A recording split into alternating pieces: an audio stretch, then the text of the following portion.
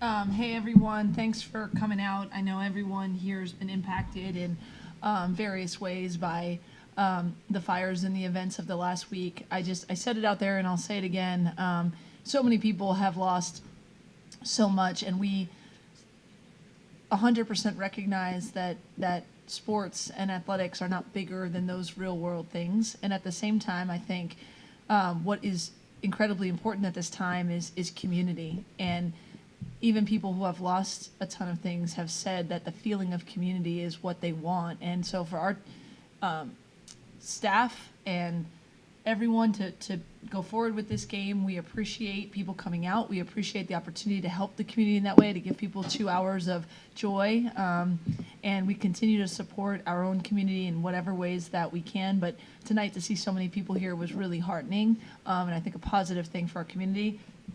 I thought our players came out and did our best to represent as well as as well as we can. I think that run at the end of the first half was really how we want to play. We got stats, we got scores. Kiki and JuJu were just unbelievable. I didn't see anything I hadn't seen before, but they both got hot on the same night. And also other people got open shots. Some of the women that didn't go in, but I think what was on plays that were difficult to guard when we're clicking on all cylinders, and that was good. And there's some film for us to look at of what we can do better defensively. I thought Penn State really came out here and fought. We appreciate that they, believed enough in the systems to come, and they gave us a good run, and we had to, play as well as we could to get some separation. So. JuJu, first and foremost, what's up?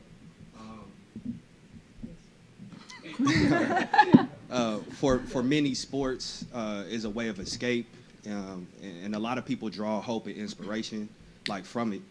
Being from Los Angeles, a lot of people look to you as one of the figures that represents Los Angeles. Being from LA, what does the city mean to you, and what words of hope and inspiration do you have for the people who have lost their homes? Yeah, I think it means so much, especially being out here on the floor tonight. This week has been hard for LA, for me too. Just hearing about the stories. People I know were affected by it as well. So it's just really been heavy on our hearts, and we've been doing the best we can to kind of stay locked in and have as much positivity as possible. But I guess I would say this will pass. I think the biggest thing for us and for the community is just to have faith and hope that things will get better. And we're super grateful for our firefighters who are, risking their lives on the line to keep us protected. So, yeah, it's just a lot going on in the city, and, we're going to do everything we can to help out from a philanthropy aspect. But, yeah, we're just trying to, like Coach said, kind of spread positivity in the community right now through what we do. And, yeah. Back to that mention. Kiki, do you have family or friends that were affected, and just kind of, how was this play like you see in your hometown? Your story about that? Yeah, so I'm from the Valley, so with the Valley fires, my family hasn't been directly affected, but indirectly, a lot of people close to me have lost their homes or had to evacuate. So I think, Ju and Coach G kind of touched on it, but just truly trying to spread positivity, do all that we can with donations, and I'm very prayerful, so I'm really into that as well. But understanding that we're very blessed to come here today and play basketball, and if we can put a smile on people's faces for 2 hours, or give them an escape to kind of get away from everything that's going on right now, we're super grateful to do that. JuJu, going off of what you were talking about, you've said you play best when you're just having fun, you're playing with joy. Obviously, maybe hard to have that joy right now, just in general. What was your mentality tonight, knowing that people were going to be coming here? Yeah.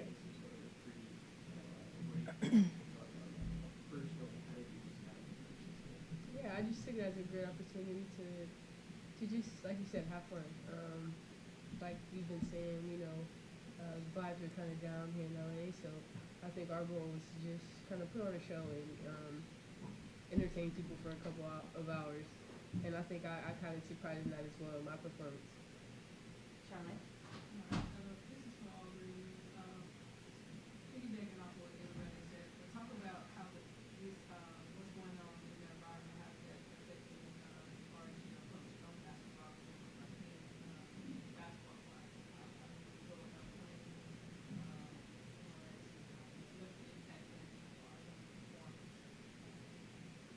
I mean, I would just say from the leadership standpoint, when this all, began, when we were on the road, I just encouraged them the best I could to be present with what we were doing. We're all aware that basketball is not more important than what's going on, but in those moments to do what we do as well as we can is admirable, and I think allows other people a chance just to take a break. I couldn't believe how many texts I got after the Maryland game where people who were in it were saying, this was the best 2 hours I've had, in a while just watching.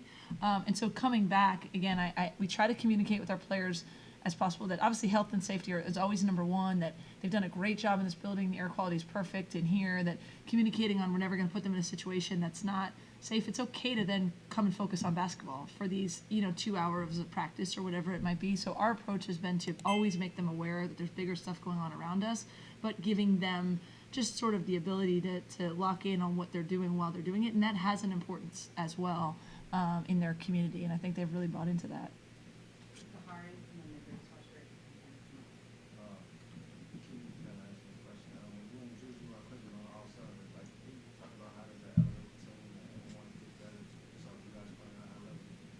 Yeah, I think one, like playing with JuJu, she's like very infectious with the way she plays. So when she's going hard, when she's like, amped up, it kind of like flows with the rest of the team. So I think for myself, I'm just trying to match that as well. But it's not just us. Like I think Kennedy, Avery, like everybody, people on the bench, like everybody is kind of really like bought in, all in, and that kind of gets us pumped up as well. So I wouldn't say it's one or two players that are like clicking on all cylinders. I think it's kind of like a group effort, and we all just like build off of each other. Good question for all three. Games like this tonight, how do you use big leagues to prepare for the rest of the season and continue to get to And one thing we've talked about is approaching every possession with the same kind of determination. I think we have a team sometimes because of our high standards that, wants to do everything all at once. And I've said it's okay to not have a lot of separation. You got to still fight on the next possession. But when we can go on one of those runs and use our explosiveness offensively and get leads, now then, we want to continue to learn how to not be nice to anyone, how to make stops, time and again, how to play with the lead. And a lot of it is still a learning process, but it's fun to do it with a group that's really bought in and trying to improve all the time and who just has a high standard for themselves. So obviously we want to build leads and that we want to extend them, but that run in the second quarter was impressive, and we know we have the ability to do that, and then it's just really understanding our power to then continue to do that possession after possession.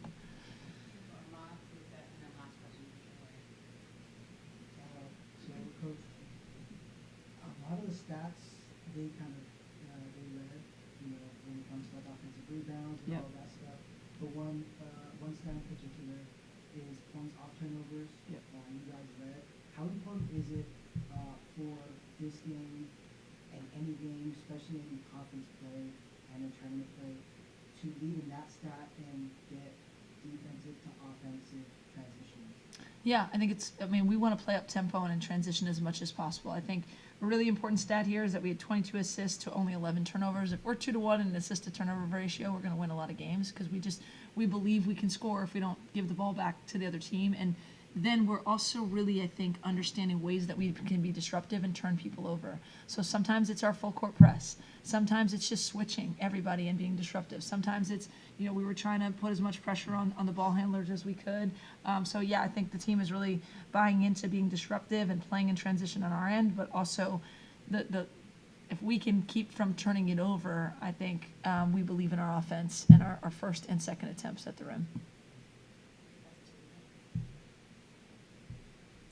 For both, for either in general, what are things that you guys have learned about each other from a basketball or like standpoint over the last few months? Maybe it took some time to figure out, but clicking. Yeah, I think just playing with each other. We didn't really get to play a lot with each other in the summer, so we've kind of been learning on the fly, like, pick and roll actions. But I think I'm getting pretty comfortable with, like, where does she like screens, like, where is the pocket going to be for myself? And likewise, I think you'll see in the game, like, we're always talking to each other, like, she'll say, I see this, like, if I'm asking about a pass or things like that. So I think our communication is something that's getting much, much better, and it's going to continue to improve. But I think, honestly, it's just, like, every single day, continuing to play with each other, we've just kind of grown that chemistry with each other.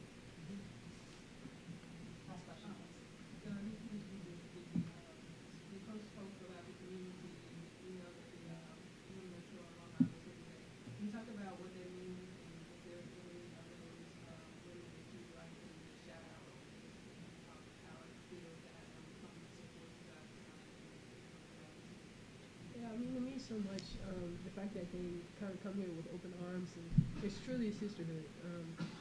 So to see them come out and support it means so much, especially with all that's going on in LA. So yeah, it means the world, and we hope that we kind of carry on that legacy that they've built.